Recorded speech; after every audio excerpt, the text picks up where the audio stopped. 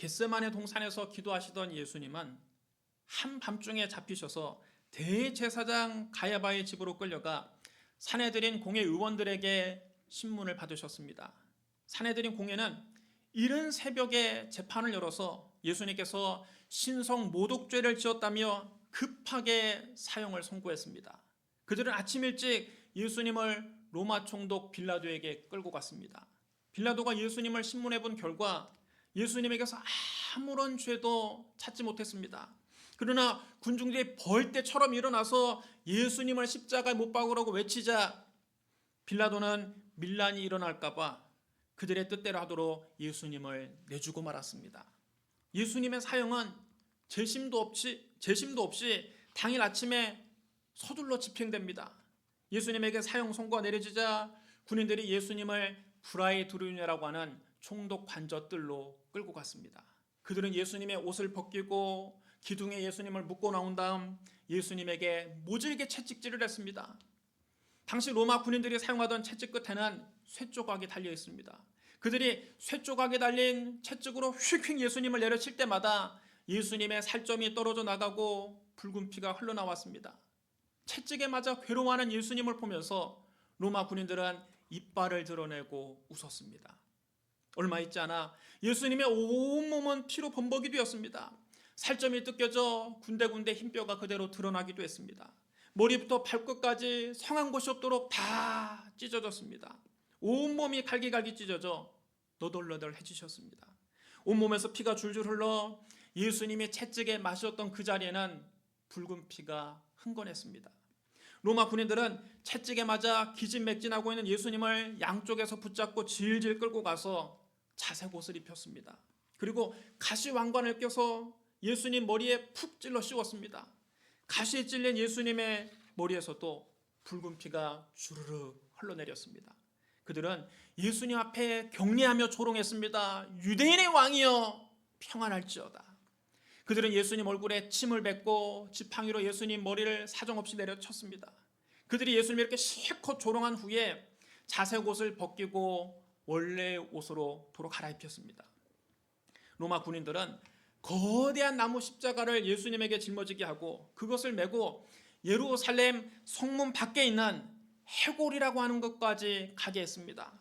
하지만 채찍에 맞아 피를 너무 많이 흘리신 예수님은 십자가를 짊어지고 그 언덕까지 올라갈 수가 없었습니다. 예수님이 십자가를 짊어지고 한 발자국 두 발자국 걸어가다가 그만 쓰러지고 말았습니다. 그러자 로마 군인들이 다시 채찍을 무섭게 휘두르며 어서 일어나라고 윽박질렀습니다.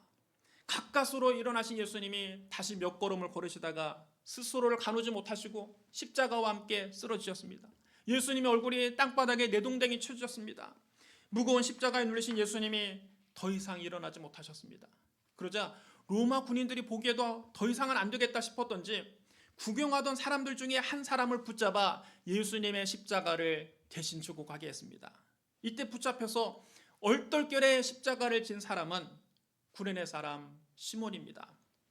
마가복음 15장 21절에 이렇게 기록되어 있습니다. 마침 알렉산더와 루포의 아버지인 구레네 사람 시몬이 시골로부터 와서 지나가는데 그들이 그를 억지로 같이 가게 하여 예수의 십자가를 지우고. 구레네는 북아프리카에 있는 지중해 연안 도시로 오늘날로 말하면 리비아의 수도 트리폴리를 말합니다. 당시 이곳에 많은 유대인들이 이민 와서 살고 있었는데 시몬도 그 이민자 가운데 한 사람이었습니다. 시몬은 구레네에 살다가 유월절 명절을 지키기 위해서 예루살렘에 온 것입니다. 그는 우연히 그 길을 지나다가 십자가를 짊어지고 가는 예수님을 보게 됐습니다. 그는 사람들 틈에서 그 모습을 구경하다가 로마 군인들에게 붙잡혀서 엉겹결에 예수님의 십자가를 짊어지고 골고다까지 예수님을 따라가게 되었습니다. 일전에 예수님은 제자들에게 이렇게 말씀하신 적이 있습니다. 누구든지 나를 따라오려거든 자기를 부인하고 자기 십자가를 지고 나를 따를 것이니라. 여러분 따르시랍니다. 자기 십자가를 지고 나를 따를 것이니라. 구레네 사람 시몬은 십자가를 지고 예수님을 따른 첫 번째 사람이 되었습니다. 시몬 스스로가 자원해서 십자가를 진 것은 아니었습니다. 로마 군인들이 시켜서 억지로 십자가를 짊어지고 예수님을 따라갔습니다. 그런데 십자가를 지고 예수님을 따라간 결과는 놀랍습니다. 시몬은 처음에는 영문도 모른 채 엄격결에 십자가를 지게 되었는데 예수님과 함께 골고다 언덕을 올라가면서 점차 예수님에게 깊은 관심을 갖게 되었습니다. 그는 예수님이 아무 죄가 없으신 분이라는 것을 확신하게 됐습니다. 아무 흠도 없으신 분이 왜 이런 고초를 당하는가 마음이 아팠습니다. 그리고 아무 죄 없이 십자가에 달리시는 예수님을 바라보다가 예수님을 믿게 됐습니다. 예루살렘 성문 앞에서 골고다 언덕까지 예수님을 따라갔던 그 짧은 시간이 그의 인생을 완전히 바꾸어 놓았습니다. 훗날 구레네 사람 시몬은 로마에서 영향력 있는 그리스도인이 됩니다.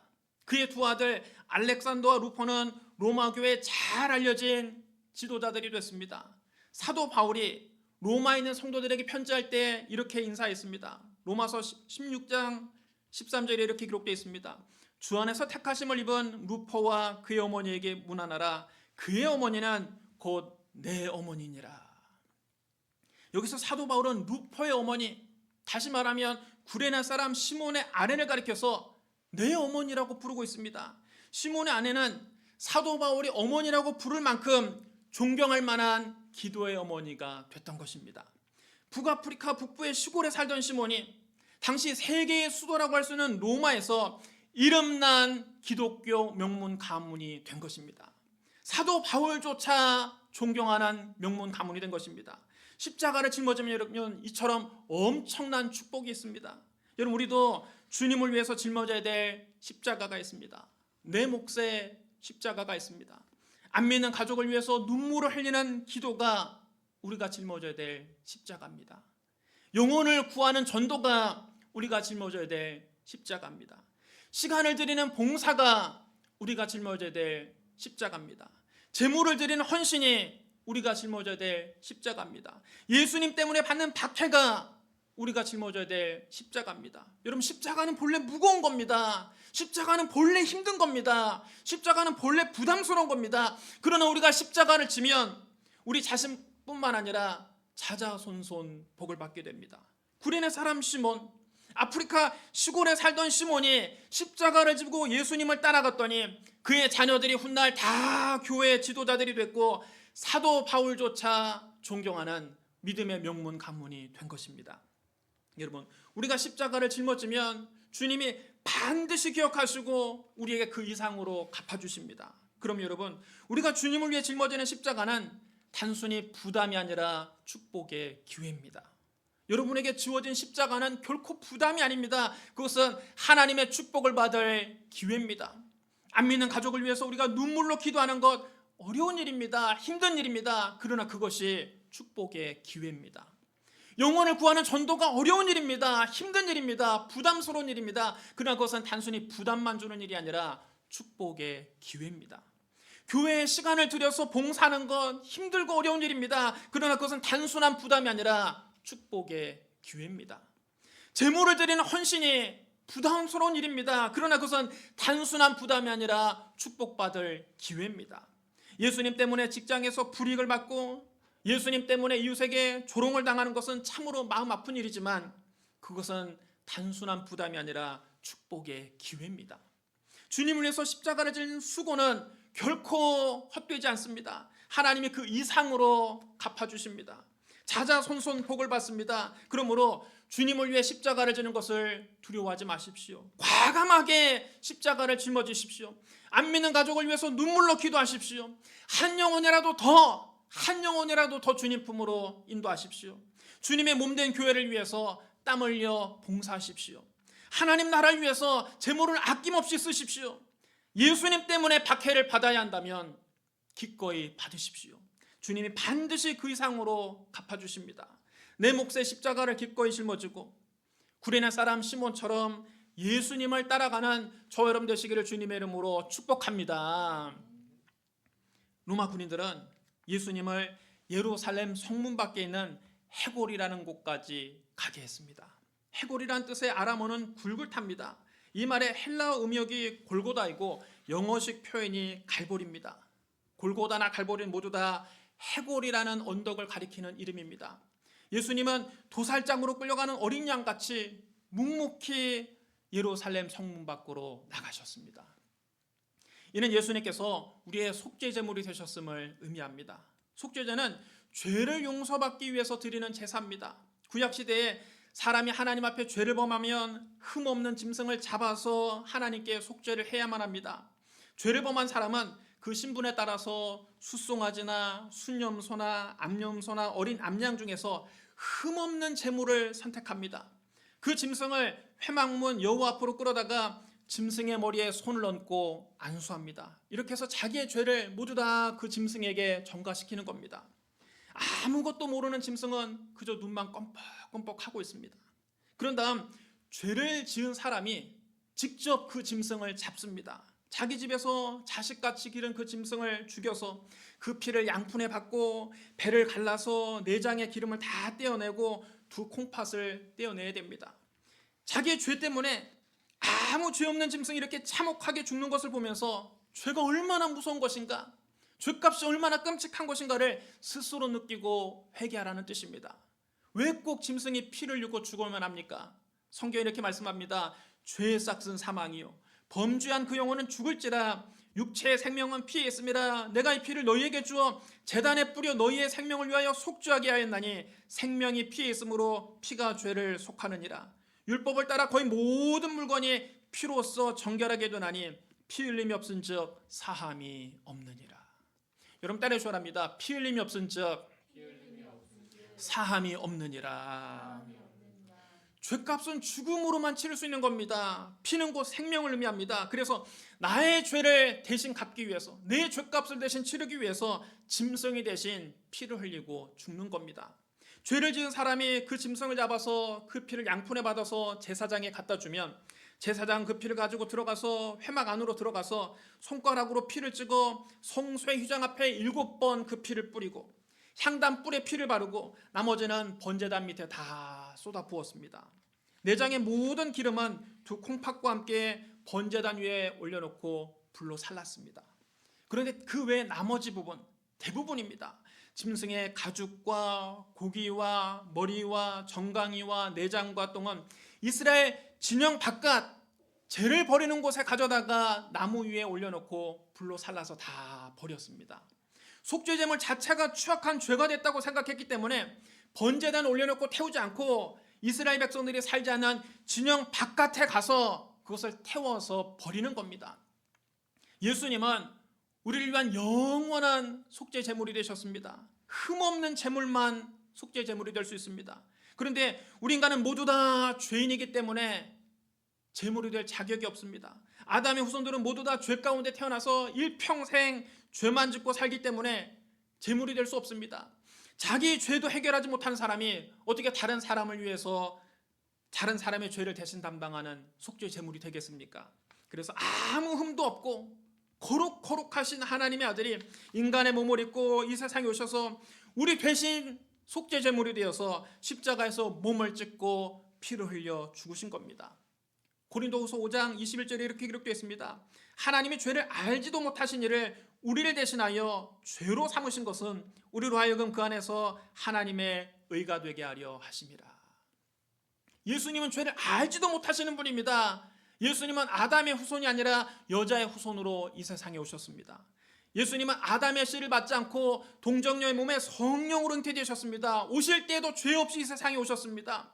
예수님은 33년 동안 이 세상에 사시면서 단 한 번도 아버지 하나님 뜻을 거역해서 딴 길로 가신 적이 없습니다. 이렇게 죄를 알지도 못하신 분을 죄로 삼으신 것은 우리로 하여금 그리스도 안에서 하나님의 의가 되게 하려 하심입니다. 예수님이 우리를 대신할 속죄 제물이 되신 겁니다. 속죄 제물이 진영 바깥에 재버리는 곳에서 불태워 버려지는 것처럼 예수님은 우리의 속죄 제물이 되어 예루살렘 성문 밖으로 끌려가서 아무도 살지 않은 해골이라고 하는 곳에서 십자가에 달리셨습니다. 예수님은 예루살렘 성 안에서 십자가에 달리신 것이 아니라 성문 밖에 있는 해골이라는 곳에서 십자가에 달리셨습니다. 히브리서 13장 11절로 12절에 이렇게 기록되어 있습니다. 이는 죄를 위한 짐승의 피는 대제사장이 가지고 성소에 들어가고 그 육체는 영문 밖에서 불사름이라. 그러므로 예수도 자기 피로써 백성을 거룩하게 하려고 성문 밖에서 고난을 받으셨느니라. 여러분 따르시오랍니다. 성문 밖에서 고난을 받으셨느니라. 예수님께서 우리의 모든 죄를 사해 주시려고 속죄 제물이 되어서 성문 밖에서 고난을 받으셨습니다. 예수님은 십자가에서 우리 대신 속죄의 피를 흘려 단번에 영원한 속죄의 제사를 하나님께 드리셨습니다. 그러므로 나의 죄를 씻기는 예수의 피밖에 없습니다. 다시 정케하기도 예수의 피밖에 없습니다. 오늘 예수님의 보혈로 여러분의 모든 죄를 씻음 받으시기를 주님의 이름으로 축복합니다. 로마 군인들이 예수님에게 모략을 탄 포도주를 주었으나 주님은 그것을 받지 않으셨습니다. 모략을 탄 포도주는 일종의 마취제입니다. 십자가 못 박히는 사형수들의 고통을 덜어주려고 모략을 탄 포도주를 주었습니다. 십자가 처형 방법이 너무나 잔혹하기 때문에 조금이라도 그 고통을 덜어주려고 마취제를 권한 것입니다. 하지만 예수님은 이를 거절하시고 십자가의 고통을 그대로 다 감당하셨습니다. 로마 군인들은 예수님의 옷을 벗기고 그 옷을 나눠 갖기 위해서 제비를 뽑았습니다. 요즘에는 옷이 너무 흔해서 집집마다 옷장에 옷이 가득합니다. 아마 여러분도 장롱을 열어보면 옷이 가득할 것입니다. 또 패스트 패션이라고 해서 최신 유행을 즉각 반영한 저렴한 옷들이 시중에 많이 나와 있습니다. 빨리 만들고 빨리 소비하고 빨리 버립니다. 그런 옷들은 19,900원만 주면 한 벌을 살 수 있습니다. 그러니 요즘 사람들은 옷 귀한 줄을 잘 모릅니다. 안 입고 버린 옷도 많이 있습니다. 아파트마다 헌옷 수거함이 있는데 수거함이 꽉 차서 옷들이 도로 삐져나오기도 합니다. 그러려면 옛날에는 옷이라는 것이 참 귀했습니다. 전쟁을 하고 나면 죽은 병사들의 옷을 벗기기 바빴습니다. 고대 전쟁에서는 죽은 사람의 옷을 전리품으로 취했습니다. 옷이 큰 재산이기도 했습니다. 구약시대 아간은 여리고성에서 시날산 외투 한 벌이 탐이 나서 하나님의 명령을 어기고 금덩이와 함께 자기 장막 밑에 그 외투를 숨겼다가 아골 골짜기에서 돌에 맞아 죽었습니다. 예수님 당시에도 옷은 굉장히 가치가 있었습니다. 얼마나 옷이 귀하면 십자가에 못 박혀서 죽은 죄수의 그 피 묻은 옷을 서로 갖겠다고 군인들이 제비까지 뽑겠습니까? 십자가에서 예수님의 십자가를 지시기 약 1000년 전에 이런 일이 일어날 것이 성경에 이미 기록되어 있습니다. 시편 22편 17절로 18절입니다. 그들이 나를 주목하여 보고 내 겉옷을 나누며 속옷을 제비 뽑나이다. 그럼 여러분, 예수님의 십자가 사건은 결코 우연히 일어난 일이 아닙니다. 이미 오래전부터 하나님은 예수 그리스도의 십자가를 통해 우리를 구원하기로 계획하셨습니다. 심지어 로마 군인들이 예수님의 옷을 제비 뽑아 나눠 가질 것도 성경에 이미 기록해 놓았습니다. 예수님이 이렇게 로마 군인들에게 겉옷도 빼앗기고 속옷까지 다 빼앗기셨습니다. 예수님은 완전히 발가벗겨진 채로 십자가에 매달리셨습니다. 우리가 화가들이 그린 예수님의 십자가 그림을 보면 예수님이 십자가에 매달려 계셨으나 앞에 팬티를 입고 있거나 흰 천으로 이렇게 앞을 가려놓았습니다. 그것은 여러분, 화가가 십자가 달리신 예수님을 그리다가 완전히 발가벗긴 모습을 그리기에는 너무나 민망해서 임의로 화가가 그렇게 그려놓은 것입니다. 실제로 예수님이 십자가 달리실 때는 시로락이 하나 걸치지 않은 채 완전히 발가벗겨져서 십자가에 매달리셨습니다. 속옷까지 다 로마 군인들에게 빼앗기셨으니까요. 얼마나 여러분 수치스럽겠습니까? 이런 예수님께서 우리의 수치심을 대신 담당하신 겁니다. 죄는 하나님 앞에서 벌거벗는 수치심을 줍니다.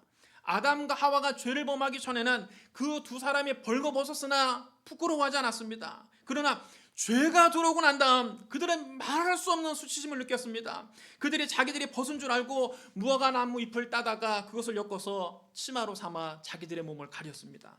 이처럼 죄는 우리에게 수치심을 줍니다. 죄를 범하면 아무도 나를 보는 사람이 없는데 스스로 부끄럽습니다. 수치심을 느낍니다. 하나님 앞에 발가벗겨진 느낌을 갖게 됩니다. 예수님께서 십자가에서 발가벗고 매달리심으로 우리의 부끄러움을, 우리의 수치심을 예수님이 대신 감당하신 것입니다. 아담과 하와가 자기들의 죄 때문에 수치심을 느끼고 부끄러워할 때 하나님께서는 짐승을 잡아서 그 가죽을 벗겨 가죽옷을 만들어 그들을 입혀주셨습니다. 예수님께서 친히 우리의 가죽옷이 되어주신 것입니다. 예수님 우리 대신 벌거벗은 부끄러움을 당하시고 우리에게는 당신의 보혈로 빤 빛나고 깨끗한 세마포 옷을 입혀주셨습니다. 시편 32편 1절에 이렇게 기록되어 있습니다. 허물의 사함을 받고 자기의 죄가 가려진 자는 복이 있도다. 여러분 따르셔야 합니다. 허물의 사함을 받고 자기 죄가 가려진 자는 복이 있도다. 예수님 우리의 허물을 사해 주시고 우리의 죄를 가려주기 위해서 당신이 대신 벌거벗는 수치를 당하신 것입니다. 오늘 예수님 안에서 여러분의 허물이 사함을 받고 여러분의 죄가 가려지기를 주님의 이름으로 축복합니다. 때가 제3시가 되자 로마 군인들이 예수님을 십자가에 못 박았습니다. 유대 시간으로 제3시는 오늘날 시간으로 오전 9시를 말합니다. 로마 군인들이 예수님을 그 거대한 나무 십자가 위에 눕히더니 먼저 손과 발을 십자가에 밧줄로 꽁꽁 묶었습니다. 그런 다음 예수님의 손을 잡아당겨 십자가 위에 대고 그 위에 녹슨 대못을 올려놓고 망치로 사정없이 내려쳤습니다. 그들이 망치질을 할 때마다 예수님의 뼈가 부러지고 거기서 붉은 피가 뿜어져 나왔습니다. 예수님은 고통스러운 몸부림치십니다. 여러분 십자가의 고통은 인간의 상상을 초월합니다. 십자가는 인간이 고안한 사용 방법 중에 가장 잔인하고 고통스러운 형벌입니다. 여러분 산 사람을 십자가에 못 박아 매달아 놓고 서서히 피를 빼서 죽이는 형벌이 십자가형입니다. 그래서 로마법에서도 가장 흉악한 죄수만 십자가에 매달게 했습니다. 예수님은 두 강도와 함께 십자가에 매달리셨습니다. 하나는 예수님 우편에 하나는 예수님 좌편에 있었습니다. 아무 죄 없는 예수님이 흉악범 취급을 받으며 두 강도와 함께 십자가에 달리신 겁니다. 이로써 이사야 53장 12절의 예언이 그대로 성취됐습니다. 이는 그가 자기 영혼을 버려 사망에 이르게 하며 범죄자 중 하나로 헤아림을 받았음이니라. 예수님은 아무 죄가 없으신데 흉악한 두 강도와 함께 똑같은 취급을 받으며 십자가에 매달리신 겁니다. 골고다 언덕에 예수님의 십자가가 높이 세워지자 지나가는 사람들이 자기 머리를 흔들며 예수님을 모욕했습니다. 아, 성전 헐고 사흘 만에 짓는다는 자여, 네가 너를 구원하여 지금 십자가에서 내려오라. 대제사장들도 서기관들과 함께 예수님을 조롱했습니다. 그가 남은 구원하였으되 자기는 구원할 수 없도다. 이스라엘의 왕 그리스도가 지금 십자가에서 내려와 우리가 보고 믿게 할지어다.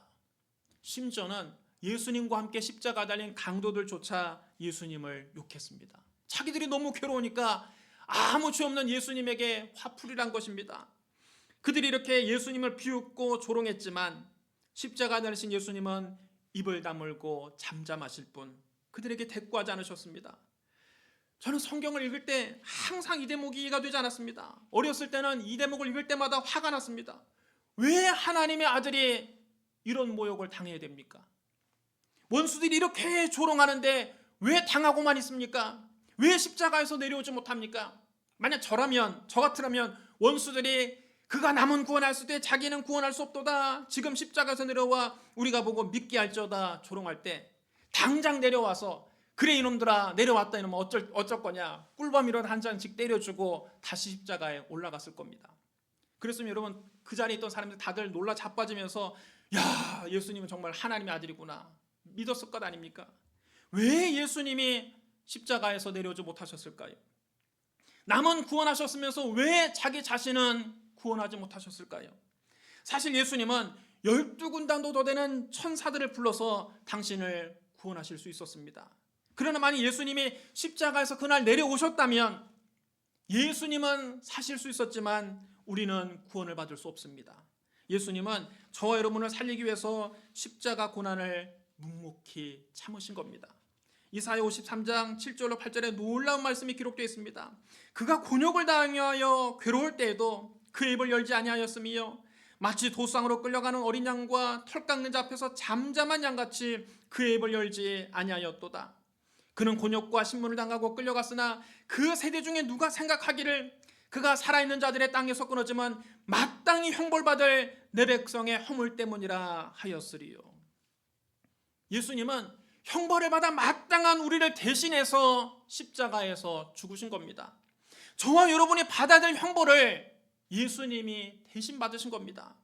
예수님은 곤욕을 당하고 괴로울 때에도 그 입을 열지 않으셨습니다. 마치 도살장으로 끌려가는 어린 양과 털 깎는 자 앞에서 잠잠한 양같이 예수님은 십자가에 묵묵히 매달려 계셨습니다.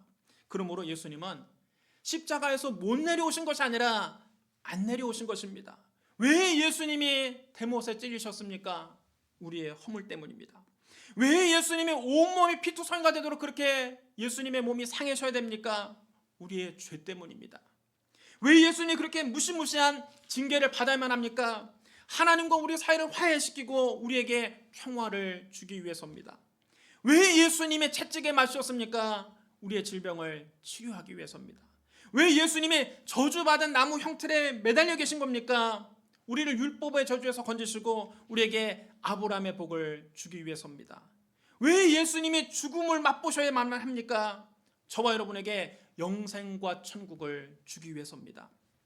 이사야 53장 5절 6절은 이렇게 말씀합니다. 그가 찔림은 우리의 허물 때문이요 그가 상함은 우리의 죄악 때문이라. 그가 징계를 받음으로 우리는 평화를 누리고 그가 채찍에 맞음으로 우리는 나음을 받았도다. 우리는 다 양 같아서 그릇 행하여 각기 죄기를 갖거늘 여호와께서는 우리 모두의 죄악을 그에게 담당시키셨도다. 여러분 따라해 주시기 바랍니다. 그가 찔림은 우리의 허물 때문이요 그가 상함은 우리의 죄악 때문이라. 그가 징계를 받음으로 우리는 평화를 누리고 그가 채찍에 맞음으로 우리는 나음을 받았도다. 예수님 우리 모두의 죄악을 대신 담당하기 위해 십자가에서 안 내려오신 겁니다. 예수님은 십자가에서 못 내려오신 것이 아니라 안 내려오신 겁니다. 예수님 우리 모두를 살리기 위해 하늘의 밀알이 되어 땅에 떨어져 죽으신 겁니다. 예수님 말씀하셨습니다. 내가 진실로 진실로 너에게 이르노니 하늘의 밀이 땅에 떨어져 죽지 아니하면 하늘 그대로 있고 죽으면 많은 열매를 맺느니라. 예수님 하늘의 밀알이 되어 십자가에서 죽으심으로 많은 영혼을 구원하신 겁니다. 우리를 구원해서 영원히 잘됨같이 범사에 잘되고 강건하며 생명에 대해 더 풍성히 얻게 하기 위해서 예수님의 그 참혹한 십자가의 고난을 대신 당하신 것입니다. 예수님이 그 핏값으로 저와 여러분을 구원하신 겁니다. 이를 위해서 예수님이 남은 구원하셨지만 당신은 구원하지 않으신 겁니다. 이것이 여러분 하나님의 사랑 아가페입니다. 이것이 십자가의 참된 의미입니다. 이것이 복음입니다. 사랑하는 성도 여러분, 예수님은 골고다 언덕에서 십자가에 못 박히셨습니다. 예수님 우리의 속죄 제물이 되어 우리의 죄값을 대신 치러주신 겁니다. 예수님 우리의 수치를 대신 담당하기 위해서 발가벗기셨습니다. 예수님 우리를 구원하기 위해서 당신은 구원하지 않으셨습니다. 날마다 예수님의 피 묻은 십자가를 묵상하고 그 은혜에 감사하며 예수 그리스도의 십자가 사랑을 온 세상에 전하는 저와 여러분 되시기를 주님의 이름으로 축원합니다. 우리 기도하겠습니다. 사랑과 은혜가 풍성하신 하나님 아버지, 하나님 우리를 이처럼 사랑하사 독생자 예수 그리스도를 우리의 속죄 제물로 보내주시니 감사합니다. 예수님 우리의 죄를 대속하기 위해 십자가에서 피 흘려주시니 감사합니다. 예수님 우리의 수치를 대신 담당해 주시니 감사합니다. 십자가에서 우리를 구원해 주신 예수님을 믿습니다. 천국 가는 그날까지 오직 주님만 의지하고 살겠습니다. 예수님 이름으로 감사하며 기도드리옵나이다. 아멘.